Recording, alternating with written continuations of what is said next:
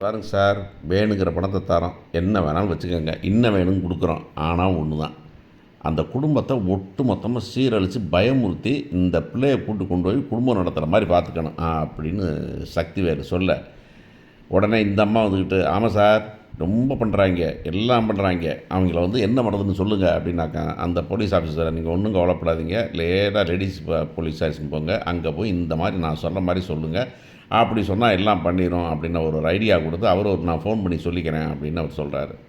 So எல்லாம் சரியாக போகிறதுக்கு இந்த குடும்பத்தை குலைக்கிறதுக்காக சக்திவேல் வராரு. ஆனால் அந்த கொடுத்து அந்த கன்ஃபியூஷனில் வந்துக்கிட்டு இன்னும் பொண்ணு வாழ்க்கையை பற்றி யோசிக்காமல் ஈகோ பார்த்துக்கிட்டு இந்த மாதிரி இது பாய்க்கும் அப்படிங்கிறது தான்.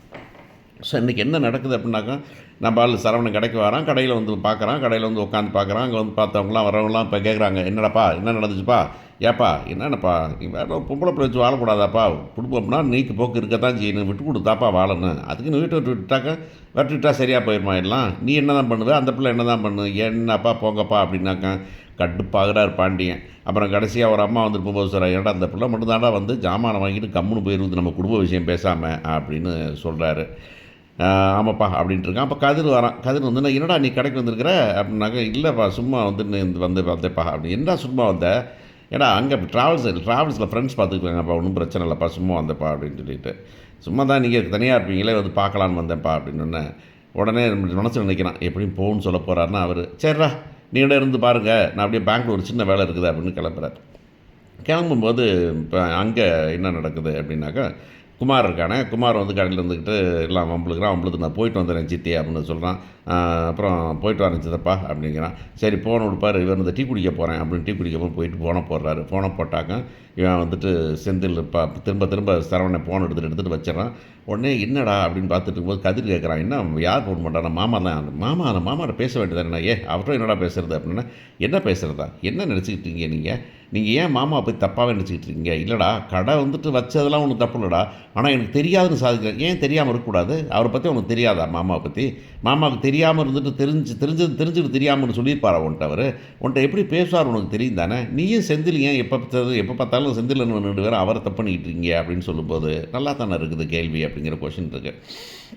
உடனே மனசு மாதிரி இருக்கான். சரி என்னத்தில் பேச தெரியலடா அப்படின்னா, வேறு ஃபோனை பண்ணி பேசுனா, இல்லைடா நான் நேரடியாக போயிட்டு வந்துடுறேன்டா அப்படின்னு கடைக்கு போகிறாரு. அந்த நேரம் பார்த்தீங்கன்னா அங்கே சுகன்யா சாப்பிட போகிறது, அந்த கிளம்பி போயிடுது, இவன் தனியாக இருக்கிறாரு. பார்த்தோன்னா ரெண்டு பேரும் கண்ணீர் விட்டு கதறாங்க, கை காலை பிடிச்சிக்கிறாங்க அப்படின்னு நம்ம வடிவேல் சொன்ன மாதிரி ரொம்ப நொந்து நூலாகி நிற்கிறத சொல்கிறாங்க. என்ன மாப்பிள்ளை கேள்விப்பட்டனைக்கலாம், ஆமாம் ரொம்ப ரொம்ப கூடவே இருந்து உசுரை வாங்கிட்டான் மாமா, ஒரு பொய்யும் ஃப்ராடுத்தனமும் என்னால் தாங்கவே முடியலாமாம்மா அப்படின்னு ஒருத்தர் ஆறுதல் சொல்லிக்கிறாங்க. சொல்லிக்கிறதுல கடையில் ஜாமான் வருது, எல்லாம் வாங்க வராங்க. உடனே சரவணன் சேர்ந்து மளிகையை போடுறான். உடனே ஏன்ப்பா அப்படின்னாங்க, இல்லை இருக்க போடலாம் அப்படின்னு சொல்கிறாங்க.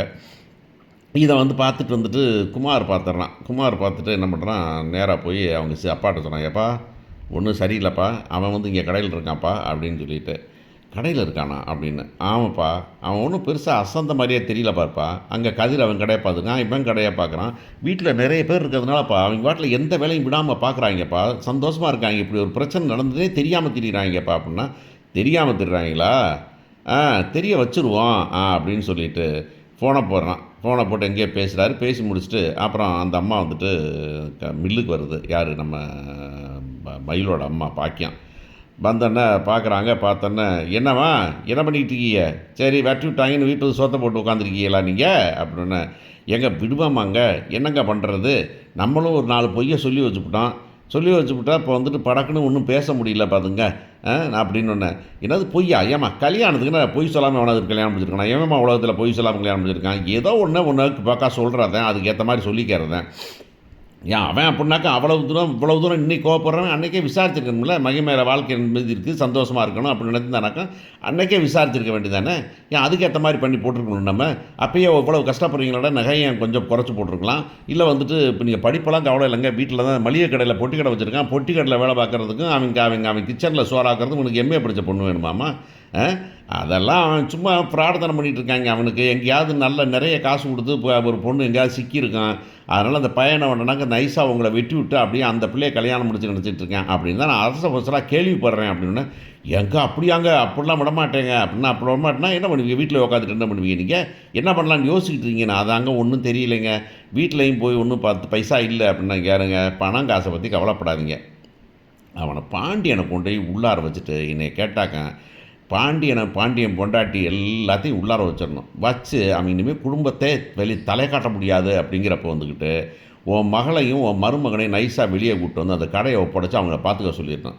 அப்புறமா ஒரு மகளும் மருமகனும் சோறு போட்டால் குடிக்கட்டும் அப்படிங்கிற மாதிரி வச்சுக்கணும். அப்படி இப்போ நீங்கள் பண்ணிங்கன்னா தான் முடியும். அதுக்கு என்ன மாதிரி ஏற்பாடு பண்ணணும் அப்படின்னா, என்னங்க ஏற்பாடு பண்ணுறது, என்னத்தை சொல்கிறது? அவங்க தான் முன்னுக்கே போலீஸ் ஸ்டேஷன் போகிறேங்கிறாங்க. போலீஸ் ஸ்டேஷன் நாங்களில் மாட்டிப்போம் பொய் சொன்னோம்னு. யார் பொய் சொன்னால்? யார் சாட்சி எழுதி கொடுத்துருக்கீங்க? இல்லைங்க எழுதி கொடுத்துருக்கீங்களா பொய் சொன்னோம்னு? எம்ஏன்னு சொன்னது யார்? எங்கே ரூல் இருக்குது? ஒன்றும் கிடையாதுல்ல, யாரும் கிடையாதுல்ல.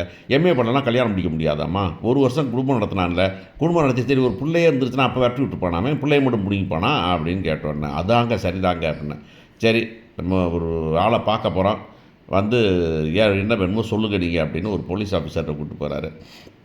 கூப்பிட்டு போய் சார் இப்படி நடந்து போச்சு. ஆமாம் 1 2 பொய் சொன்னது உண்மை தான். ஆனால் வந்துட்டு அதெல்லாம் வந்துட்டு யாருக்கும் தெரியாது. அதனால் வந்துக்கிட்டு அவங்கள வந்துட்டு கொஞ்சம் பார்த்து பண்ணணுங்க அப்படின்னா அவர் விளக்கம் போல் தலையை சொல்லிடுறாரு. தலையை சொல்லி ஒன்றும் கவலைப்படாதீங்க கவனிச்சிருவோம் அப்படின்னு ஒரு கட்டாக படத்தை எடுத்து கொடுத்து அது அவர் கொடுக்காம ஆமாம் கொடுங்கம்மா அப்படின்னு சொல்லிட்டு பாக்கியத்தில் கொடுக்குறாரு. பாக்கியம் உடனே போலீஸ் ஆஃபீஸர்கிட்ட கொடுக்குறாங்க. 2 பேரும் சேர்ந்தே கொடுக்குறான்னு வச்சுப்போமே. கொடுத்தோன்னே வந்துட்டு என்ன பண்ணணும் அப்படின்னாக்கா 4 நாளைக்கு உள்ளார வச்சு லாடம் கட்டணும். குடும்பத்தையே கூட்டு வந்து உள்ளார வைக்கணும். திரும்பி அவன் தலையாட்ட முடியாத லெவலில் வந்துக்கிட்டு இந்த பொண்ணை கூட்டு கொண்டு குடும்பம் நடத்துறதுக்கு போகணும். அவ்வளோதான் நமக்கு வேணுங்கிறது அப்படின்னா அடிக்கடியெல்லாம் பண்ணேன். அடிக்கடி 1 2 பண்ண வேண்டியதான். நீ பாருங்கள் பாண்டியன்லாம் தலை நிமிரக்கூடாது. அந்த மாதிரி பண்ணுங்கள். ஊருக்கு தெரியிற மாதிரி அரெஸ்ட் பண்ணணும் அப்படின்னே. சரி நீங்கள் போங்க ஒரு போலீஸ் ஸ்டேஷனில் சொல்லி வைக்கிறேன். லேடிஸ் போலீஸ் இது வந்து police case ladies police case கொடுக்குறேன் அப்படின்னு போய் கொடுக்குறாங்க. அங்கே போய் என்ன சொல்லணுன்னாக்கா நிறைய வரதட்சணை கேட்குறாங்க அப்படின்னு முடிங்க. பணம் நிறைய கொடுத்துட்டோம், நகை நிறையா கொடுத்துட்டோம், ஆனால் இன்னமும் கேட்குறாங்க. கார் வாங்கி தர சொல்கிறாங்க, பஸ் வாங்கி தர சொல்கிறாங்க அப்படின்னு போட்டு பில்டப் பண்ணுங்க நீங்கள் அப்படின்னாங்க. உடனே இவங்க போலீஸ் ஸ்டேஷன் போகிறாங்க. போய் இப்படி வந்துட்டு அந்த லேடிஸ் போலீஸில் என்ன நடந்தது அப்படின்னாங்க. கல்யாணம் முடிச்சு வச்சோம், 1 வருஷம் ஆகிப்போச்சு. ஆனால் பார்த்தீங்கன்னாக்கா இப்போ வந்துட்டு பணம் கொடுக்க வேண்டியதெல்லாம் கொடுத்துட்டோம், செய்ய வேண்டியதை செஞ்சுட்டோம். இப்போ இதுக்கு மேலே எங்களுக்கு முடியாதுங்க, அப்போ இன்னமும் எங்களை செய்யணும்னு சொல்லிட்டு வருத்தப்படுறாங்க. பணம் வேணுங்கிறாங்க. யாருனாக்க யார் குடும்பம் பூராந்தான், கூட பிறந்தவங்க கூட பிறந்தவளுங்க எல்லாம் தான் பண்ணுறாங்க அப்படின்ன உடனே சரி ஒரு கம்ப்ளைண்ட்டாக எழுதுங்க அப்படின்னுட்டு எல்லாத்து பேரையும் வரிசையில் எழுதுங்க. யார் முதல் பாண்டியன், அப்புறம் கோமதி, அவன் சரவணன், ஓகே, அப்புறம் அப்படியே வரிசையில் பேர் எழுதி எல்லாத்தையும் போட்டு கொடுத்துட்றாங்க. அவங்க போலீஸ் ஸ்டேஷன் கிளம்புது. நீங்கள் கவலைப்படாமல் போங்கம்மா அப்படின்னு அந்த அம்மா அனுப்பி வைக்கிறாங்க. இது வந்து சக்தி எடுத்துறாரு. இங்கே பாரு, சமாதானத்துக்கு வந்தாங்கன்னா சமாதானம் பேசும்போது எல்லாத்தையும் கட் அண்ட் ரைட்டாக பேசி பண்ணணும்.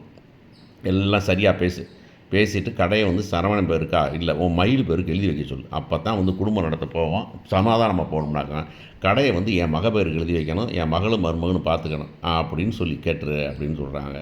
உடனே ஆமாம் நான் கேட்டுடுறேன் அப்படிங்கிறாங்க. ஆனால் சமாதானத்துக்கு வருவாங்களா இல்லை இந்த கம்ப்ளைண்ட் வந்து நிச்சயமாக சரியாக ஆகிருமா அப்படிங்கிறது பெரிய கொஷின் மார்க் தான். பார்ப்போம். இப்படி தான் யோசிக்கிறதுக்கு வழி உண்டுன்னு நம்புகிறேன் நான்.